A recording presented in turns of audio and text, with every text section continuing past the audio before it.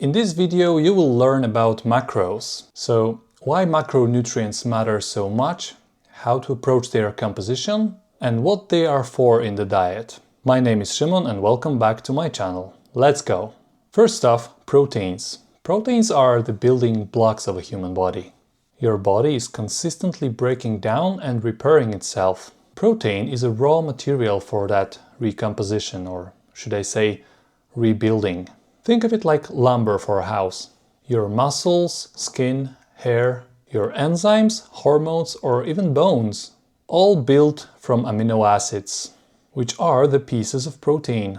When you eat protein, your digestive system breaks it down into 9 essential amino acids. They're essential in a sense that your body can't make it itself, it has to take it from food. These are histidine, isoleucine, leucine, lysine, methionine, phenylalanine, threonine, tryptophan, and valine. Animal proteins are complete. They contain all 9 essential amino acids and in excellent proportions. Plant proteins, on the other hand, are often incomplete, missing one or more. Animal proteins also digest better. Your body absorbs roughly 93% of what you eat, whereas plant proteins sit more around 70%. That matters a lot if you're trying to build and maintain muscle, as well as all other functions of your body that are reliant on essential amino acids. Metabolically, protein also has the best thermogenic effect of all 3 macronutrients. It means that digesting proteins burn more calories than digesting carbohydrates or fat. It also blunts insulin spikes when added to any meal and keeps you fuller for longer. Also, if you eat protein alone, it does raise your insulin, but in a sense that is matched perfectly biologically to its content. Next up, fat.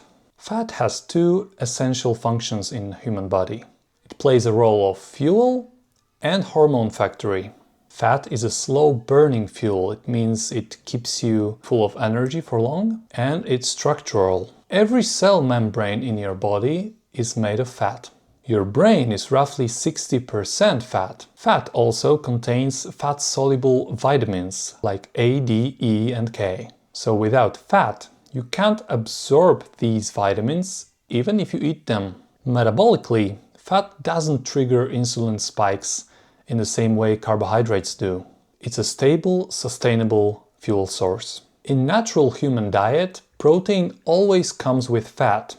Even lean meat has it. Eggs have fat, fish has fat. Protein and fat, the 2 work together. Your body digests them better than protein alone.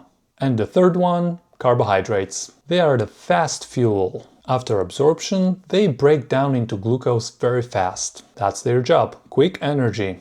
Your body can store some of them in muscles and liver as glycogen, but this storage is limited, to be honest. Any carbs beyond what you store as glycogen get converted to fat easily or trigger high insulin levels to push them into the cells. The metabolic reality is carbs raise blood glucose and insulin way faster than anything else. Protein is next, usually moderate or modest response, and fat is last, next to no insulin response. If someone is already insulin resistant and trying to manage their weight or just lose it, carbohydrate choices matter the most. The source of them matters too. A bit of cooked veggies, some sauerkraut or even seasonal fruits are going to be far less dangerous and insulin triggering than a bunch of refined carbs, fruit juices, rice, potatoes, pasta, and so on.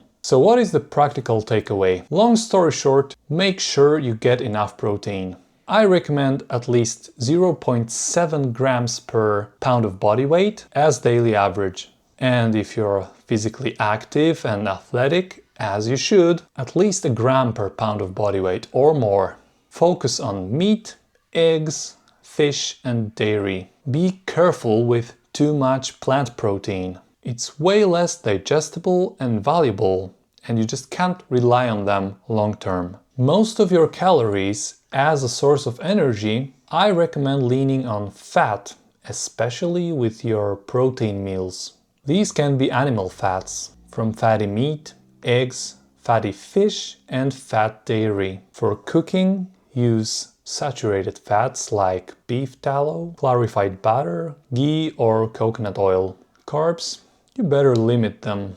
If you keep your carbs very low and fat high as your main source of energy, eventually you'll become fat adapted and entering ketosis. This metabolic state induces a variety of positive health outcomes, like improved mood, brain function, endurance, and chronic disease prevention. And frankly, many more. If you want to include carbs, use them wisely and strategically, especially around your workouts. The more physical activity you get, especially of high intensity, the better you tolerate carbs and the more naturally you process this energy. The more physical activity you get, the better you tolerate carbs and actually use them as you should. Remember that your body tolerates carbohydrates well only if you are metabolically healthy and physically active. Otherwise, you're honestly asking for trouble. Generally speaking, macros matter the most in the diet. Everything else, meal timing, supplements, or even exercise, is secondary if the macros aren't right and tailored to your own personal preferences, needs, and health circumstances. You also need to be mindful of your calories. So you need to eat sufficient energy, tailored to your needs and goals, as well as health circumstances.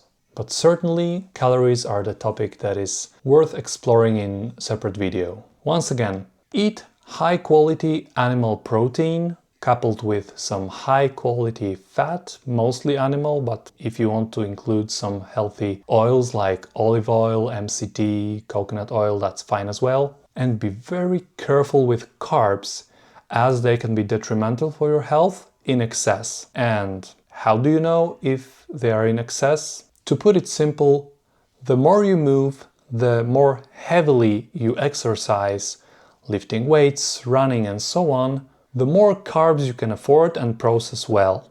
And for a sedentary lifestyle without much activity at all, honestly, I would say ketosis is not only the best option, but I would say it's mandatory in most cases. That's it.